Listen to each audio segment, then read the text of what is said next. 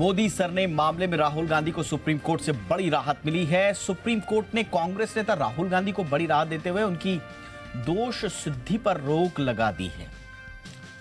राहुल गांधी को 2 साल की सजा देने की मंशा पर सवाल उठाते हुए सुप्रीम कोर्ट ने बड़ा फैसला दिया। कांग्रेस में इस फैसले के बाद खुशी की लहर दौड़ गई है।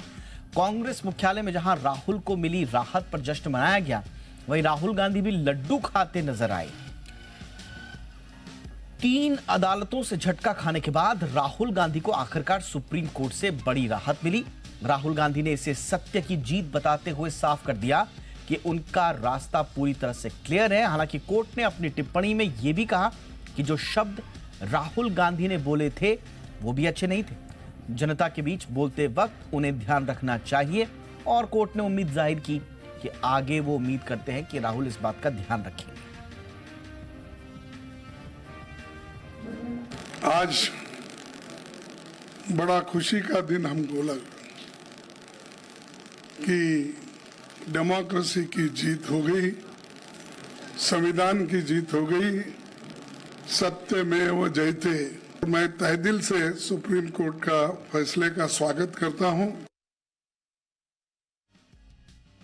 आज नहीं तो कल, कल नहीं तो परसों सच्चाई की जीत होती है।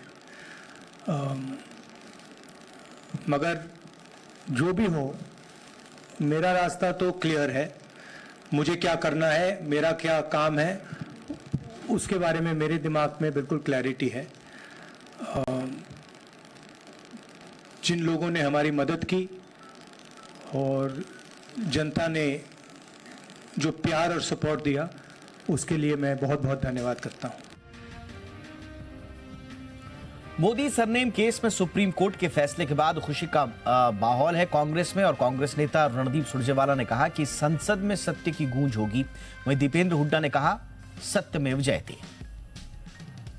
सच्चाई की वो गूंज जिसकी सबसे ज्यादा आवश्यकता है, सच्चाई की वो आवाज, निर्भीक निडर वो आवाज श्री राहुल गांधी की फिर सुनाई देगी, सरकार को जवाबदेह बनाते हुए और प्रजातंत्र की रक्षा करते हुए। जो सुप्रीम कोर्ट के फैसले का हम स्वागत करते हैं और 2 शब्द की मैं टिप्पणी करना चाहूंगा, सत्य में जयते। अंत में जीत सच्चाई की ही होती है और सुप्रीम कोर्ट का फैसले का स्वागत। हरियाणा के नूह में अब हालात काबू में हैं। चप्पे चप्पे पर पुलिस और सुरक्षा बल के जवान तैनात हैं और अब प्रशासन का एक्शन भी शुरू हो गया है। प्रशासन की टीम ने नूह के ताबड़ू इलाके में रहने वाले संदिग्धों के अवैध ठिकानों पर बुलडोजर की कार्रवाई को अंजाम दिया। नूह के ताबड़ू इलाके में हुई बुलडोजर कार्रवाई के दौरान बड़ी संख्या में अर्धसैनिक बल और पुलिस महकमे के तमाम आला अधिकारी मौजूद रहे। इस बीच हरियाणा के गृह मंत्री अनिल विज ने कहा कि किसी भी दोषी को बख्शा नहीं जाएगा। 102 FIR दर्ज हो चुकी हैं, 202 लोगों को गिरफ्तार किया गया है, 80 लोग प्रिवेंटिव डिटेंशन में हैं और हम एक भी निर्दोष को सज़ा ना मिले और दोषी एक भी ना छूटे, इस सिद्धांत में हमारी पुलिस काम कर रही है। इसलिए पुख्ता सबूत इकट्ठे करके ही ये कार्रवाई की जा रही है। अब ज्ञान वापी परिसर से जुड़े सर्वे के फैसले की बात करते हैं। मुस्लिम पक्ष ने सर्वे पर रोक लगाने की मांग की थी, लेकिन सुप्रीम कोर्ट ने सर्वे पर रोक लगाने से साफ इनकार कर दिया। साथ ही ASI को निर्देश देते हुए कहा कि किसी भी हिस्से को नुकसान न पहुंचे। जाहिर है सत्य की खोज हो रही है और सर्वे महीने भर तक जारी रहेगा। ASI अपनी रिपोर्ट निचली अदालत को सौंप देगा। देखना यह है कि सर्वे से क्या बाहर आएगा।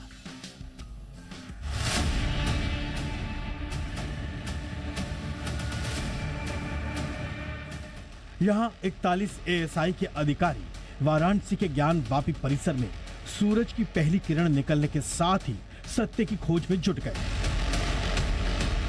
जुमे की नमाज पढ़ने वालों का भी पूरा ध्यान रखा गया। ASI के अधिकारियों ने शुरुआत यहाँ नक्शा तैयार करने के साथ की। पश्चिमी दीवार का सर्वे हुआ। इस दौरान हिंदू पक्ष के 8 लोग मौजूद रहे, जबकि सुप्रीम कोर्ट की सुनवाई से पहले तक सत्य की खोज से मुस्लिम पक्ष ने दूरी बनाए रखी। दोपहर होते ही सुप्रीम कोर्ट में सुनवाई शुरू हुई। सभी पक्षों ने सुप्रीम कोर्ट के सामने अपनी दलीलें पेश की। मुस्लिम पक्ष ने दलील देते हुए कहा कि ये सर्वे 500 साल पुराने अतीत को कुरेदने जैसा होगा, ये पुराने जख्मों को कुरेदना होगा। जवाब में सुप्रीम कोर्ट ने कहा कि अगर कल आप अपने केस में जीत जाते हैं तो इस सर्वे की कोई अहमियत नहीं रह जाएगी, ये महज एक कागज का टुकड़ा रह जाएगा। सुप्रीम कोर्ट ने यह भी कहा कि सर्वे को जारी रहने दिया जाना चाहिए। मुस्लिम पक्ष ने आगे कहा कि हिंदू पक्ष की दलील है कि सैकड़ों साल पहले वहाँ स्ट्रक्चर था, पर हमें प्लेसेस ऑफ वर्शिप एक्ट को देखना होगा क्योंकि ये सुनिश्चित करता है क्योंकि हम अतीत को नहीं कुरेदें। इससे पहले सॉलिसिटर जनरल तुषार मेहता ने अपनी दलील में सुप्रीम कोर्ट को आश्वस्त किया कि एसआई ने कोर्ट को आश्वस्त किया है कि कोई खुदाई नहीं होगी, जीपीआर जैसी तकनीक का इस्तेमाल होगा। एसआई खुदाई जैसा कोई काम नहीं करेगा जिससे इमारत का नुकसान हो। जवाब में मुस्लिम पक्ष ने दलील दी, ये पूरी कवायद अतीत को कुरेदने जैसी है।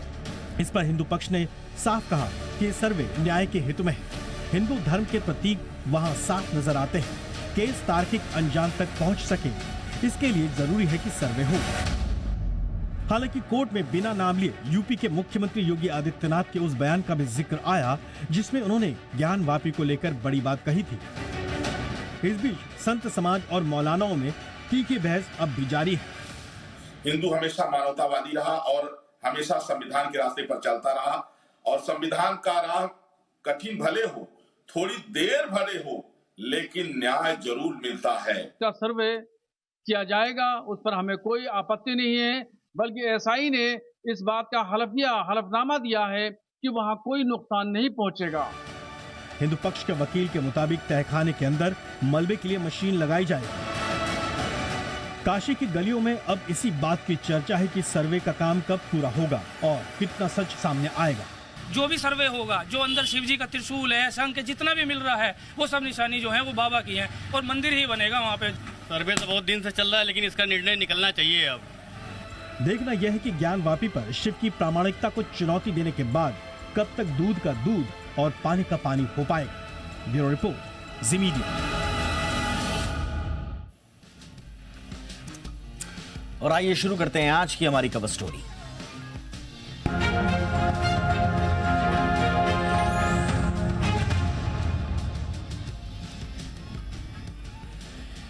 क्या आप भी अपने बच्चों के मोबाइल की लत से परेशान हैं? ये सवाल हम इसलिए कह रहे हैं क्योंकि बच्चों में स्मार्टफोन की लत से सिर्फ आप ही नहीं बल्कि पूरी दुनिया परेशान है। जो उम्र बच्चों के खेलने कूदने की होती है, उस उम्र में बच्चे अब मोबाइल की गिरफ्त में समाते जा रहे हैं। दादा दादी की कहानी हो या खेल के मैदान, सब कुछ सिमटकर स्मार्टफोन की स्क्रीन में कैद हो चुका है। साल 2022 में राष्ट्रीय बाल अधिकार संरक्षण आयोग की एक रिपोर्ट का हवाला देते हुए भारत सरकार ने लोकसभा में बताया था कि करीबन 24% बच्चे सोने से पहले स्मार्टफोन का इस्तेमाल करते हैं। यही नहीं, मोबाइल फोन का इस्तेमाल करने वाले 37% तकरीबन बच्चे एकाग्रता खो देते हैं। यानी मोबाइल फोन बच्चों के लिए ठीक नहीं है। इसलिए चीन ने बच्चों में स्मार्टफोन की लत को छुड़ाने का एक नया तरीका खोजा है।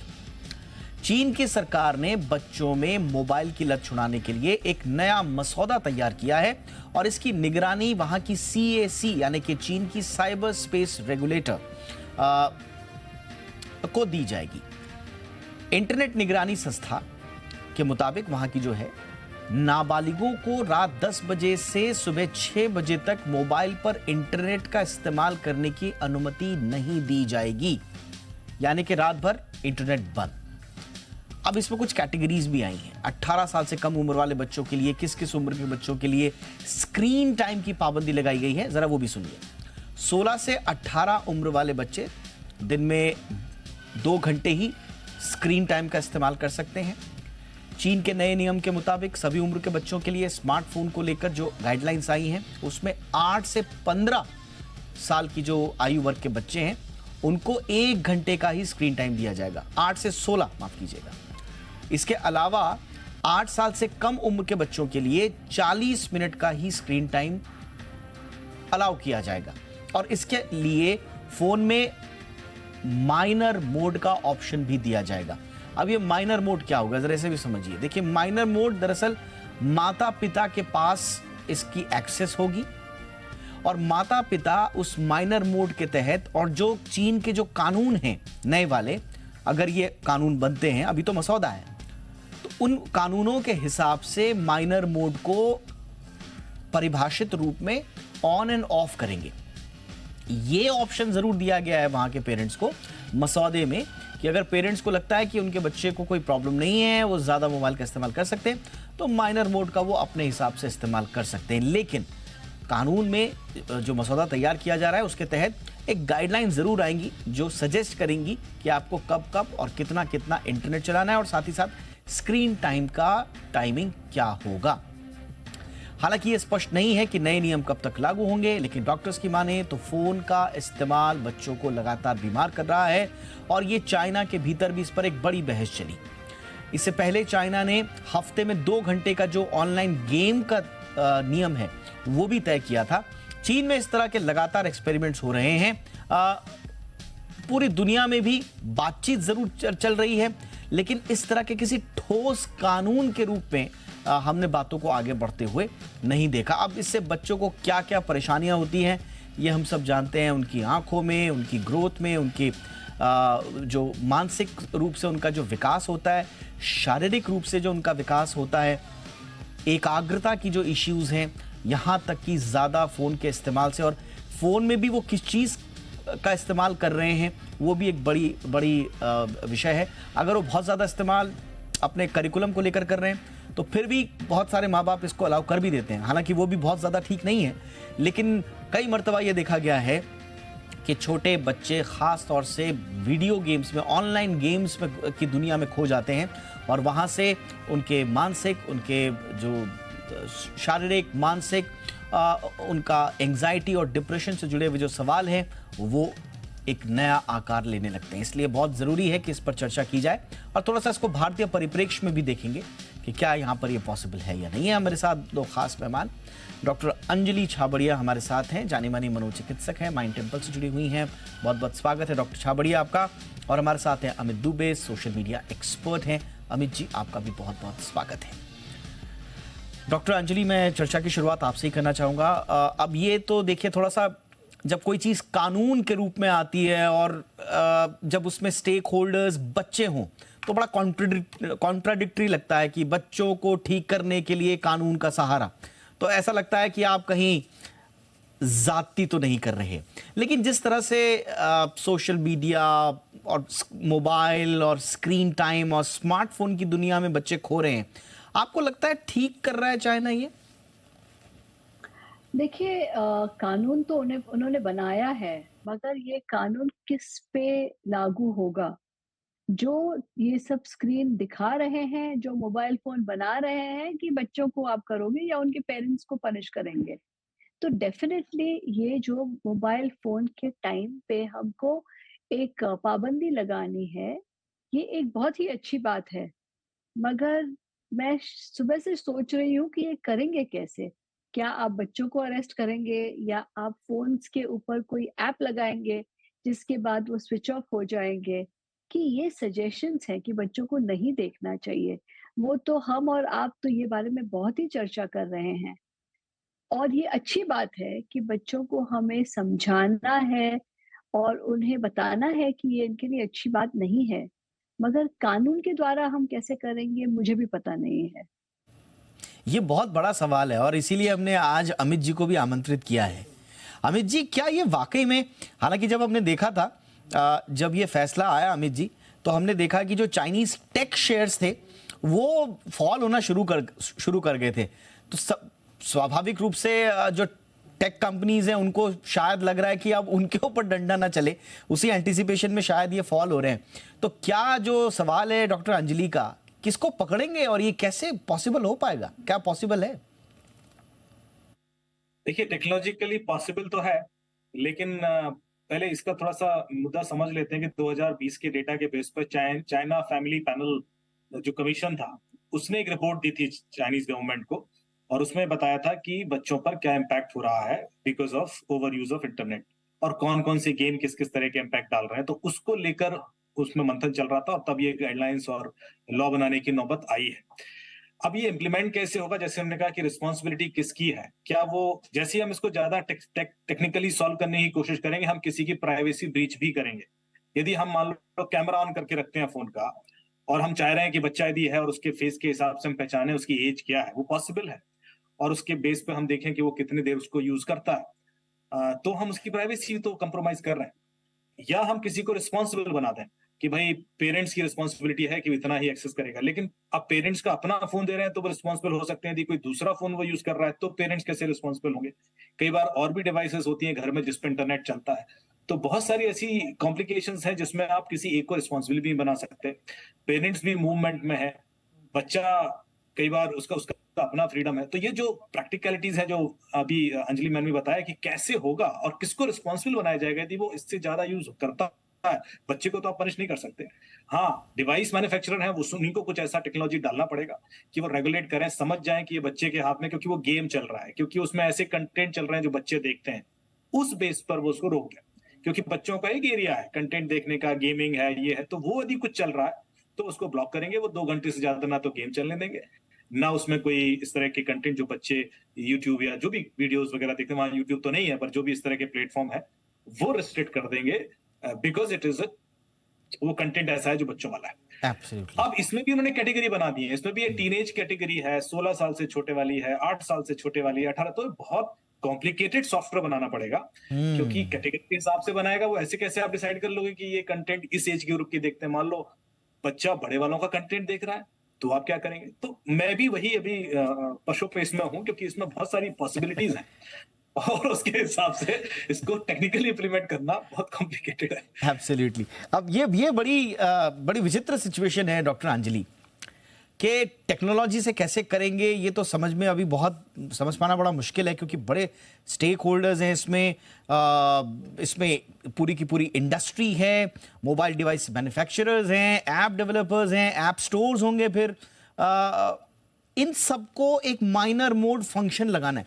लेकिन मैं इस पूरी प्रैक्टिस पर सवाल कर रहा हूं कि क्या एक माइनर मोड फंक्शन जो कि एक टेक्निकल फंक्शन है, क्या हम एक टेक्निकल फंक्शन से बच्चों की साइकोलॉजी को डील कर सकते हैं कि साहब एक ऐप डेवलप कर ली, एक टेक्नोलॉजी डेवलप कर ली और उस पर कानून का बैकअप दे दिया, बच्चों की साइकोलॉजी से अब हम ऐसे डील करेंगे। क्या ऐसे डील होगा या ये सिर्फ क्लैरिकल चीजें ही ज्यादा होंगी? देखिए, मुझे क्या लगता है इसका, अगर हम प्रैक्टिकल एस्पेक्ट देखें तो शायद पेरेंट्स बच्चों को बोल सकेंगे। एक तो जो पेरेंट्स अवेयर नहीं है, हम सोचते हैं कि सब अवेयर हैं कि ये चीज अच्छी नहीं है। एक बार कोई कानून आता है, तो जैसे अभी कानूनी समझो बच्चों को सिगरेट या आप ड्रिंक्स अल्कोहल नहीं दे सकते हैं, तो ये कानून बन गया, राइट। तो सेम वे अगर कानून बन गया कि बच्चे इससे ज्यादा नहीं देख सकते हैं, तो एक तो पेरेंट्स को भी अवेयरनेस आएगी जिन पेरेंट्स को अवेयरनेस नहीं है, और दूसरा है ये वो चीज बोल सकेंगे कि देखिए ये चीज आपके लिए ठीक नहीं है, तभी इसीलिए कानून बनाया है और हम सिर्फ कानून इम्प्लीमेंट कर रहे हैं। मगर ये पेरेंट्स कैसे इसको अप्लाई करेंगे, कैसे बोलेंगे। और देखिए, अगर पेरेंट्स को एक आदत होती है, हम देखते हैं कि जिन घरों में पेरेंट्स को आदत है कानून तोड़ने की, तो वो तो बोलेंगे कि कोई बात नहीं, तुम मेरे फोन से खेल लो, आप कोई भी कानून बनाओ, राइट। तो आई थिंक मतलब जो चीन सोच रहा है कि it is a step in the right direction, मगर इम्प्लीमेंट कैसे करेंगे वो हमें देखना है। भाई है चीन, वो कुछ भी कर सकता है, तो हो सकता है कि उन्होंने ये सब सोच के फिर ये चीज को अनाउंस किए हो, और जो बच्चों के ऊपर ये आएगा, आई थिंक वो डिपेंड करता है पेरेंट्स उनके साथ, पेरेंट्स और टीचर्स उनके साथ कैसे कम्युनिकेट करते हैं। कोई भी आप लॉ और ऑर्डर की चीज बना दो तो वो एक बहुत सा मतलब एक भयानक दर्जा दिया जाता है। अगर आप उनको एक्सप्लेन करो और उनको पार्टनर्स बनाओ कि देखिए हम आपके भलाई के लिए करना चाहते हैं और आपकी भलाई के लिए ये कानून बना है, तो इसीलिए बेटर है कि हम इसे यूज ना करें क्योंकि इससे आपका नुकसान होगा। तो मैं सोचती हूँ कि अगर हम टीचर्स, पेरेंट्स और जो भी स्टेक होल्डर्स हैं, वैसे बच्चों से बात करें, I think that will be better. या जो प्रोग्राम की जो गेम्स हैं वो ऑटोमेटिकली बोले कि ये चीज आपके लिए अच्छी नहीं है, तो ऑटोमेटिकली आधे घंटे के बाद बंद हो जाएगी, फिर हम आपसे कल मिलेंगे। ऐसा कुछ फ्रेंडली टेक्नोलॉजी बनाना बहुत ज़रूरी है, जैसे कि हम बच्चों के साथ एक सख्ती से ना पेश आएँ, एज़ वेल एज़ उन्हें सिखाएँ भी और उन्हें हम पार्टनर्स भी बनाएँ, ये प्रॉब्लम सॉल्यूशन में। एब्सोल्युटली। अब इसको अगर हम थोड़ा-सा, आपने बिल्कुल सही कहा और शुरुआत में मेरा सवाल भी यही था डॉक्टर अंजलि, लेकिन मैं अमित जी से यही पूछना चाह रहा हूँ कि मैंने शुरुआत में भी यही कहा था कि जब हम कानून की बात करते हैं, खास तौर से बच्चों के संदर्भ में, तो ऐसा लगता है कि हम ज़्यादती तो नहीं कर रहे। बट इसको हम थोड़ा-सा अगर लीगल गाइडेंस के रूप में देखें, इसको हम ऐसा ना देखें कि बहुत ज़्यादा क्रैक डाउन कर रहे हैं और सज़ा देने वाली कोई बात। लीगल गाइडेंस और साथ ही साथ साइकोलॉजिकल अवेयरनेस, ये दोनों का दोनों के कॉम्बिनेशन बनाएं, तो इसमें टेक्नोलॉजी कहाँ आती है? क्या हमको थोड़े से टेक्नोलॉजिकल इम्प्रोवाइजेशंस भी करने पड़ेंगे? क्या कोई ऐसी चीज हो सकती है कि लीगल गाइडेंस और साइकोलॉजिकल अवेयरनेस के को ब्रिज कर पाए एक टेक्नोलॉजी? देखिए, बिल्कुल टेक्नोलॉजी का रोल डेफिनेटली होता है, क्योंकि बिना टेक्नोलॉजी के हेल्प के आप चीजें रेगुलेट नहीं कर सकते।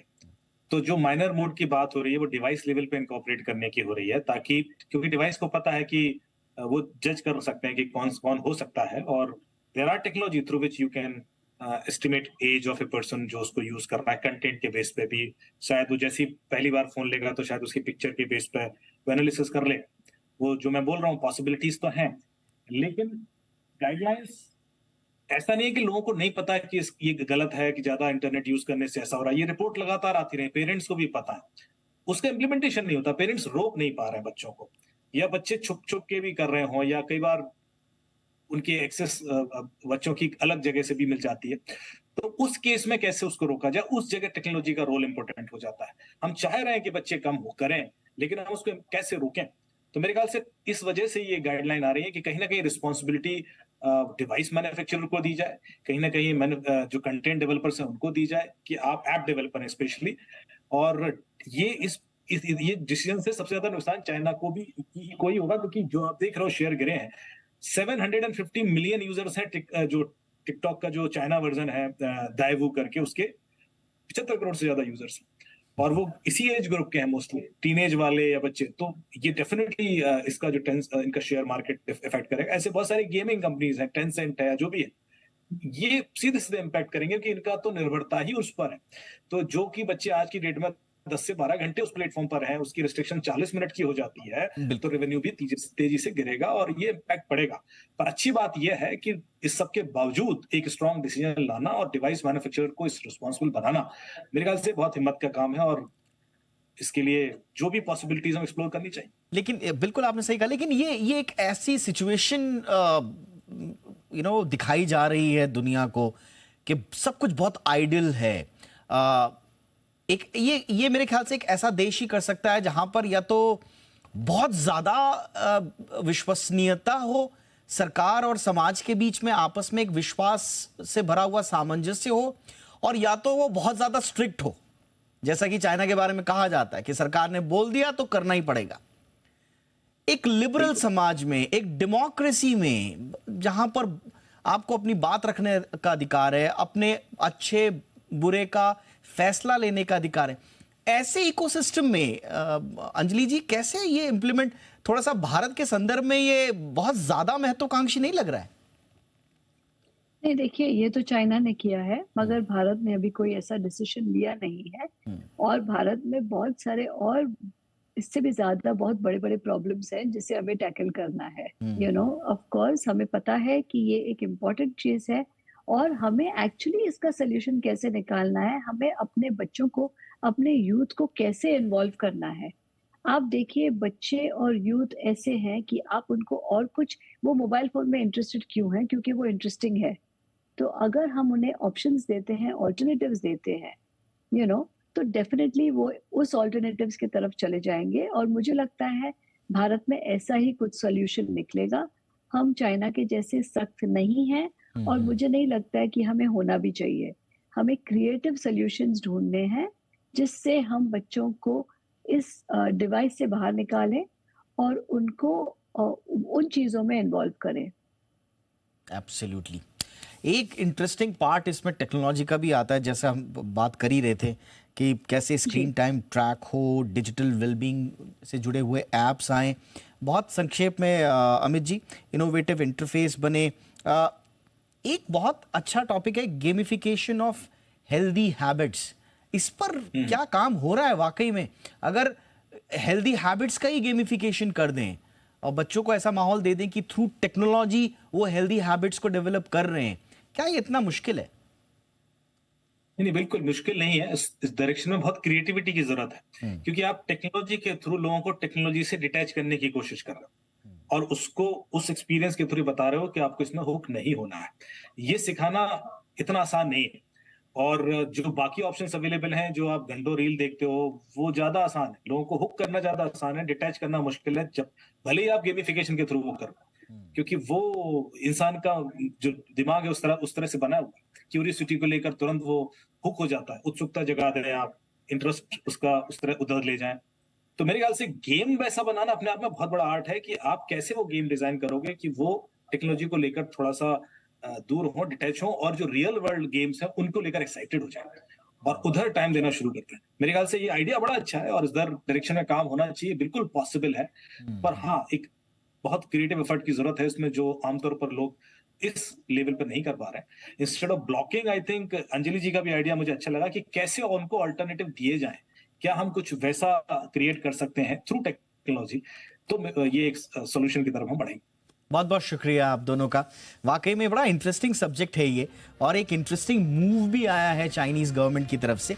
अभी तो ये मसौदे के लेवल पे है, अभी कैसे इंप्लीमेंट होगा, और इंटरेस्टिंग ये भी होगा कि कितनी कंट्रीज इसको किस रूप में आगे लेकर जाती हैं। जैसा हमने कहा कि वहाँ का जो पॉलिटिकल इकोसिस्टम है वो तो शायद इजाज़त दे दे इस बात की, लेकिन जो बाकी के दुनिया के देश हैं वहाँ पर संभवतः इम्प्लीमेंट करने में थोड़ा मुश्किल आता है। लेकिन सॉल्यूशन हर कोई चाहता है, इसका क्या निकलेगा वक्त बताएगा। बहुत बहुत शुक्रिया doctor Anjali Chhaparia, thank you so much वक्त निकालने के लिए। अमित दुबे जी, बहुत बहुत शुक्रिया आपका भी, दर्शकों के लिए वक्त निकाला आपने।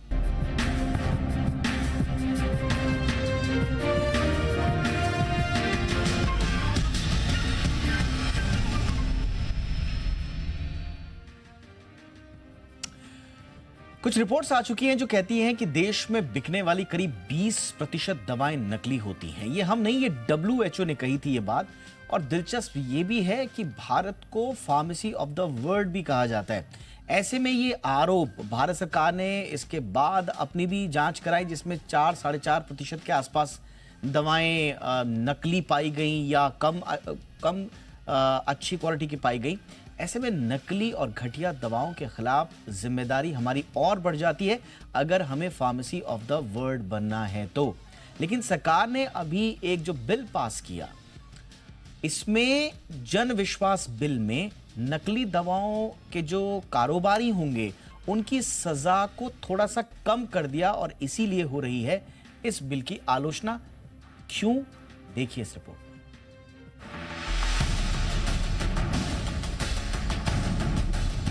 नकली दवाओं के खिलाफ सरकार के फैसले समझ से परे हैं। एक तरफ तो उसने 300 जरूरी दवाओं पर QR कोड लगाना अनिवार्य कर दिया है, माना जा रहा है कि इससे नकली दवाओं पर लगाम लगेगी। मगर दूसरी तरफ इसी सरकार ने जन विश्वास बिल में नकली दवाओं पर फार्मा कारोबारियों को बड़ी राहत दी है। दरअसल जन विश्वास बिल के नए प्रावधानों में जिन अहम कानूनों को अपराध के दायरे से निकाला जा रहा है, उनमें ड्रग्स एवं कॉस्मेटिक एक्ट, फार्मेसी एक्ट की वे धाराएं शामिल हैं जिनमें पहले नकली दवाओं को लेकर 2 साल तक की जेल की सजा निर्धारित थी।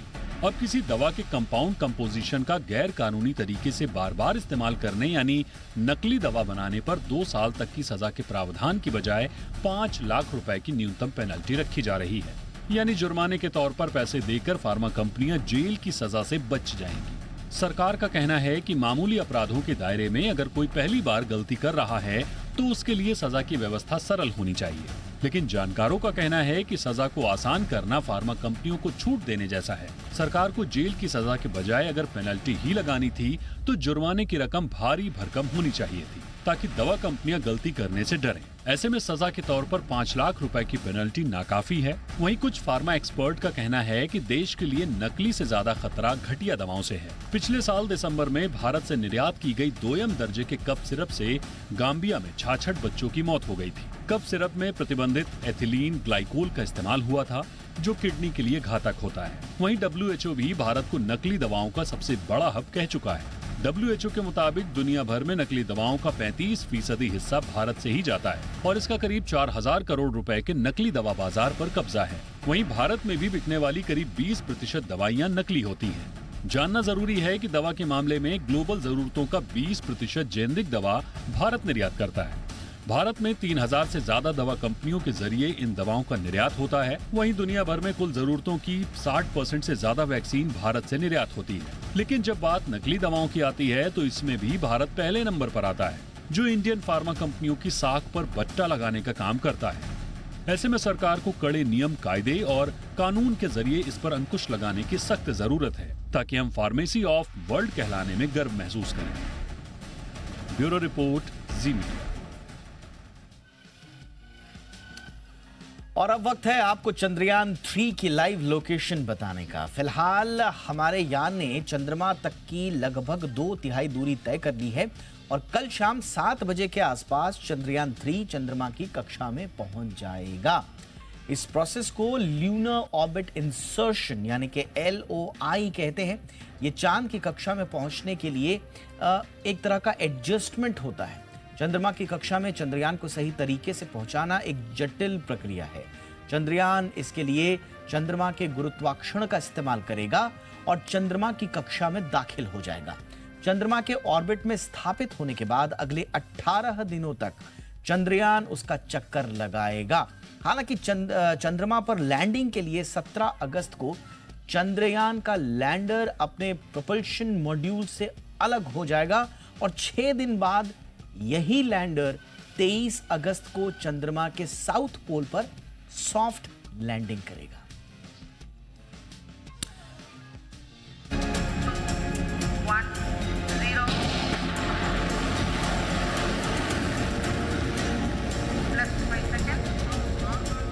चंद्रयान 3 के बाद दुनिया में मून मिशन लॉन्च करने की रेस शुरू हो गई है और इसके पीछे आ रहे हैं बड़े बड़े देश।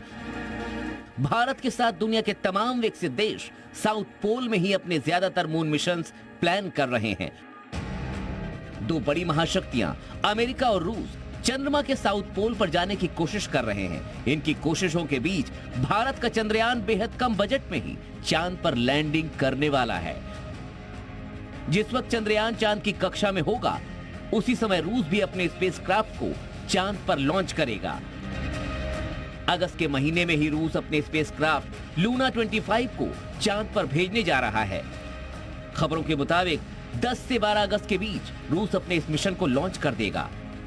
यहां सबसे दिलचस्प बात यह है कि चंद्रमा के जिस साउथ पोल पर भारत का चंद्रयान उतरने वाला है, उसी जगह पर रूस का लूना 25 भी लैंडिंग की कोशिश करेगा। चंद्रयान की तरह लूना 25 भी साउथ पोल की मिट्टी और दूसरे कंपोनेंट्स की स्टडी करेगा। चंद्रयान की तरह लूना 25 में भी सोलर पैनल्स लगे हैं, जो चांद की सतह पर सूर्य की रोशनी से ऊर्जा पैदा करेंगे। रूस का आखिरी लूनर मिशन साल 1976 में शुरू हुआ था। अब 47 साल बाद एक बार फिर से रूस चांद पर अपना मिशन लॉन्च करने जा रहा है। स्पेस सेक्टर के कमबैक के लिए रूस ने चांद के उसी साउथ पोल को चुना जहां भारत जा रहा है। और सिर्फ यही मिशन नहीं, रूस के आने वाले कई स्पेस मिशन साउथ पोल में होने वाले हैं। 2 साल बाद लूना 26 भी साउथ पोल इलाके में लैंड करेगा। उसके 1 साल बाद लूना 27 भी साउथ पोल में ही पहुंचेगा। चंद्रमा का साउथ पोल धरती के लोगों के लिए बेहद अहम है। उम्मीद की जा रही है कि इस क्षेत्र में फ्रोजन वाटर यानी जमा हुआ पानी मिल सकता है। यही वजह है कि अमेरिका भी इस क्षेत्र को छोड़ना नहीं चाहता। 2025 में नासा साउथ पोल में अपना पहला ह्यूमन मिशन आर्टेमिस 3 लॉन्च करेगा, यानी पहली बार चांद के साउथ पोल पर किसी इंसान को उतारने की प्लानिंग है। अगर अमेरिका का यह मिशन सक्सेसफुल हुआ तो 51 साल बाद पहली बार चांद पर किसी इंसान के कदम पड़ेंगे। आखिरी बार साल 1972 में अमेरिका ने अपने एस्ट्रोनॉट्स को चांद पर भेजा था। अमेरिका के मून मिशन के लिए चंद्रयान 3 का सफल होना बेहद जरूरी है।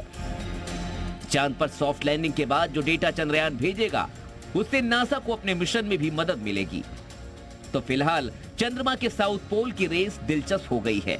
एक तरफ बड़े बड़े देशों के महंगे मिशन हैं, तो दूसरी तरफ कम बजट में ही इसरो साउथ पोल पर भारत की छाप छोड़ने की तैयारी में है। ब्यूरो रिपोर्ट, जी मीडिया। बात बाजार की। घरेलू शेयर बाजार के आखिरी कारोबारी दिन जोरदार एक्शन देखने को मिला। तीनों दिनों की गिरावट के बाद आज बाजार शानदार तेजी के साथ क्लोज हुआ। कारोबार के अंत में सेंसेक्स 480 अंक चढ़कर 65,721 के लेवल पर बंद हुआ। वहीं निफ्टी में 135 अंकों की बढ़त रही, जबकि बैंक निफ्टी 350 अंकों से ज्यादा उछलकर 44,879 के स्तर पर बंद हुआ। दिन भर का एक्शन बताएंगे कुशल।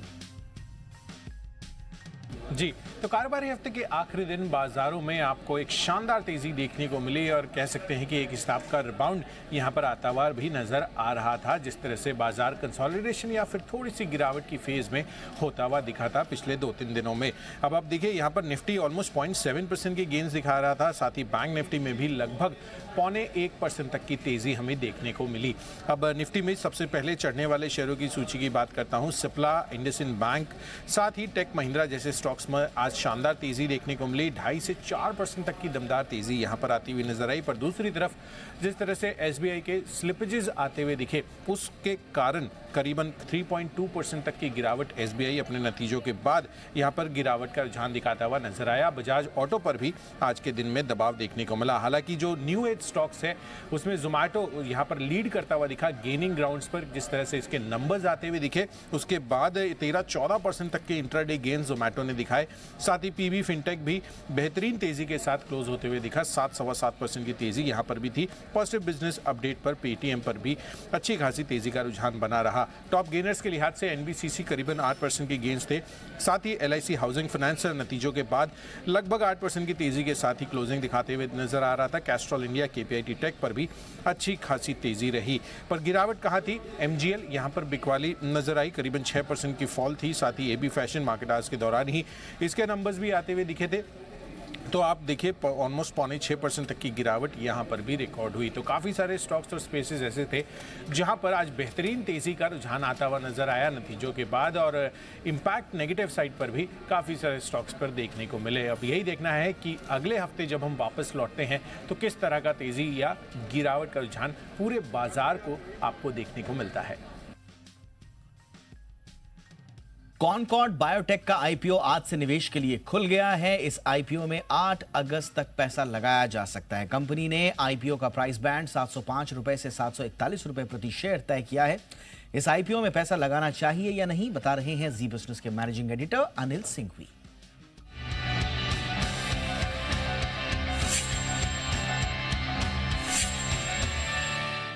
मेरा ये समझना है इस कंपनी में वो पोटेंशियल है कि 3 साल में ये दुगुना हो सकता है शेयर। प्रोमोटर्स अच्छे अनुभवी प्रोमोटर हैं, लंबे समय से इस बिजनेस में काम कर रहे हैं और एक अच्छी पहचान उनकी है, रेपुटेशन, क्रेडिबिलिटी भी है। दूसरा, बड़े इन्वेस्टर्स हैं इसमें। राकेश झुंझुनवाला साहब की ट्रस्ट की 24% हिस्सेदारी है। अमल पारेख, रवि धर्मशी जैसे बड़े दिग्गज इन्वेस्टर्स हैं, उनकी 2-2% हिस्सेदारी उनकी है लगभग। तीसरी बात यह है कि जिन बिजनेस में है उसमें कंपनी की लीडरशिप पोजीशन है बहुत स्ट्रॉन्ग। फर्मेंटेशन वाला एपीआई, उसमें 20% मार्केट शेयर है। किसी भी एपीआई में ऐसी लीडरशिप रखना छोटी बात नहीं है। लेकिन मुझे जो लगता है थोड़ा सा डेटर्स और वर्किंग कैपिटल, इस पे कंपनी को काम करना पड़ेगा। डेटर्स थोड़े ज्यादा हैं, वर्किंग कैपिटल डेज वगैरह ये थोड़ा ज्यादा है। आप ये सोच के लगे मुझे 2 से 3 साल के लिए इस स्टॉक को पोर्टफोलियो में रख के डबल करना है। Got it. डबल करने के हिसाब से लगाइए पोर्टफोलियो में। और पहले बन जाए पैसे तो आपका नसीब बस, बट मस्ट अप्लाई।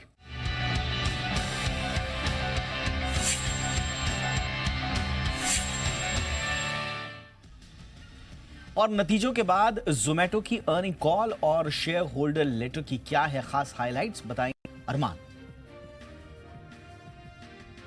देखिए जोमेटो में आपको बढ़िया तेजी आती हुई दिखी।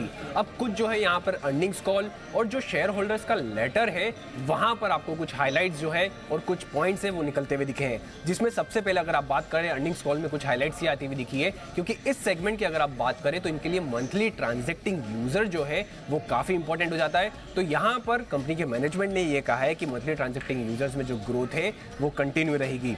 उसी के साथ साथ फूड सेगमेंट का जो adjusted EBITDA as a percentage of gross order value जो होता है वो अभी 2.5% पर आया है। उनका अनुमान ये है कि आने वाले कुछ तिमाहियों में वो 5% के आसपास का जो है वो हो सकता है। और उसी के साथ साथ सबसे बड़ी इंपॉर्टेंट चीज़ ये भी निकल के आती हुई दिखी, जहां पर ब्लिंकिट को एडजस्टेड इबिटा लेवल पर घाटा है। उनका ये कहना है कि अगले आने वाली 4 तिमाहियों के अंदर ब्लिंकिट का एडजस्टेड इबिटा लेवल पर वो पॉजिटिव आ सकती है। आपको मैं बता दूं कि जब एडजस्टेड इबिटा लेवल पर फूड डिलीवरी सेगमेंट के लिए भी उन्होंने पहले यही कहा था कि आने वाली 4 तिमाहियों में हमको दिख सकता है कि मुनाफा आता हुआ दिखे, और सिर्फ 2 तिमाहियों में ही जो है वो मुनाफा लाते हुए दिखे थे। हो सकता है कि आज मार्केट को ये अनुमान वो यहाँ पर भी लगा रहे हैं, क्योंकि अगर आप ब्लिंकिट का एडजस्टेड इबिटा का अगर आप ट्रेंड देखें तो आपको क्लियर कट यहाँ पे समझ में आता है। जो Q1 FY23 में लगभग 326 करोड़ का घाटा था वो Q3 FY23 में घट के अगर आप बात करें 220 करोड़ 225 करोड़ के आसपास हो गया, और Q1 FY24 की बात करें तो वो अगर -133 लगभग 133 करोड़ के आसपास का घाटा होता हुआ दिखा। उसी के साथ साथ अगर आप ये भी बात करें कि यहाँ पर सारे ब्रोकरेजेस जो हैं वो अच्छे खासे जो है टारगेट बढ़ाते हुए दिखे हैं। औसतन अगर आप ब्रोकरेजेस के टारगेट देखें तो लगभग 23-24% के टारगेट बढ़ाते हुए दिखे हैं, जिसमें जेफरीज ने 100 का टारगेट जो था उसको बढ़ाकर 130 का टारगेट कर दिया है। सिटी की बात करें 84 का जो टारगेट था उसको बढ़ाकर 115 का टारगेट कर दिया है, और कई सारी ब्रोकरेज है जिन्होंने यहाँ पर टारगेट बढ़ाया। तो ये है मुख्य रीजन जोमेटो में अच्छी खासी तेजी का, और ये है आउटलुक यहाँ पर जो अर्निंग्स कॉल और शेयर होल्डर लेटर में जो मैनेजमेंट देता हुआ दिखा है। देश के सबसे बड़े बैंक एसबीआई के अप्रैल-जून तिमाही के नतीजे अनुमान से अच्छे रहे हैं। सालाना आधार पर बैंक का मुनाफा 178% बढ़कर 16,880 करोड़ रुपए रहा। सालाना आधार पर बैंक का नेट इंटरेस्ट इनकम 31,196 करोड़ रुपए से बढ़कर 38,904 करोड़ रुपए रही। और इस मौके पर एसबीआई के चेयरमैन दिनेश खारा ने जी बिजनेस से खास बातचीत में क्या कहा, आइए सुनते हैं। आपका ये अभी तक का सबसे हाईएस्ट क्वार्टरली प्रॉफिट रहा है, किन फैक्टर्स ने इसको पुश दिया? देखिए ऐसा है कि हम लोगों का जो लोन ग्रोथ हुआ है वो तकरीबन 15% के करीब डोमेस्टिक बुक में हुआ है, और साथ ही साथ हमारा ईल्ड ऑन एडवांसेस में इम्प्रूवमेंट हुआ है, जो कि हमारे ओवरऑल निम में दिखाई दे रहा है। निम हमारा 3.47% का निम हो गया है। तो इन सब के चलते जो है हमारा जो इंटरेस्ट इनकम है वो काफ़ी अच्छा हुआ। साथ ही साथ हमारा एसेट बुक काफ़ी अच्छा होने के कारण जो स्लिपेजेस और प्रोविज़न फॉर एनपीए है वो कम हो गया है, एजिंग प्रोविजंस कम हो गए हैं। तो उन सब का नेट रिजल्ट ये है कि हमारा प्रॉफिट जो है वो हाईएस्ट हुआ है। सर, हम डोमेस्टिक निम नेगेटिव में देख रहे हैं, उसकी वजह? कारण ये है कि पिछले क्वार्टर में जो है last quarter of any financial year उसमें हमेशा कुछ वन ऑफ आते हैं, और अब हमारे भी पिछले क्वार्टर में कुछ वन ऑफ थे, जिनमें से the major one was interest on the income tax refund, और उसके अलावा भी जो पूरे साल भर की रिकवरी होती है वो पूरी एफर्ट्स के साथ जो है लास्ट क्वार्टर में पूरी रिकवर कर ली जाती है। तो इसलिए जो है उसमें निम बेहतर दिखाई देता है। इसलिए इसके लिए जो सही मापदंड है वो ये है कि हम फर्स्ट क्वार्टर में जो भी कंपैरिजन करें उसको YOY बेसिस पर करें, जो कि एप्पल टू एप्पल कंपैरिजन माना जाएगा। तो उसको अगर देखते हैं तो हमारा निम में कहीं अच्छा सुधार हुआ है, उसको देखते हैं। तो सर दूसरा एक हमने जैसे निम में देखा चेंजेस, और बाकी अगर ग्रॉस एनपीए की भी अगर हम बात करें वो भी हमें थोड़ा स्लो डाउन दिख रही है उसकी पेस। तो आपका आउटलुक क्या है, कब तक स्टेबलाइज होगा? जैसा मैंने कहा कि अगर हम YOY पर कंपैरिजन करेंगे तो इस क्वार्टर का परफॉर्मेंस कहीं अच्छा है बनिस्बत के पिछले फर्स्ट क्वार्टर से ऑफ द प्रीवियस ईयर। तो और कुछ ऐसे कारण हैं जिस कारण से कि हमें फर्स्ट क्वार्टर को एटलीस्ट में YOY ही कंपेयर करना चाहिए, ना कि हमें क्वार्टर ऑन क्वार्टर बेसिस पर कंपेयर करना चाहिए। उसको भी अगर देखते हैं तो हमारा ग्रॉस एनपीए और नेट एनपीए दोनों ही जो है उसमें अच्छी गिरावट आई है। एक एसबीआई म्यूचुअल फंड के आईपीओ के ऊपर कोई अपडेट है सर? फिलहाल ये हमारे फोकस में नहीं है। और सर 2 रीजनल बैंक्स के आईपीओ की भी बात हो रही थी, उसके ऊपर? उसमें कुछ रेगुलेशंस के आने की आवश्यकता है, उसके बाद हम उसको आगे बढ़ा सकते हैं। सर, योनो पर वेल्थ प्लेटफॉर्म लेकर आने की बात हो रही है ताकि बॉन्ड मार्केट जो है लोगों के लिए एक्सेसिबल हो और इजी हो, वो हम कब तक अपडेट देख सकते हैं? हम उसके ऊपर काम कर रहे हैं और हम एक्चुअली अभी योनो 2.0 के ऊपर काम कर रहे हैं, तो उसमें इसके ऊपर भी we will be in a position to offer this facility also.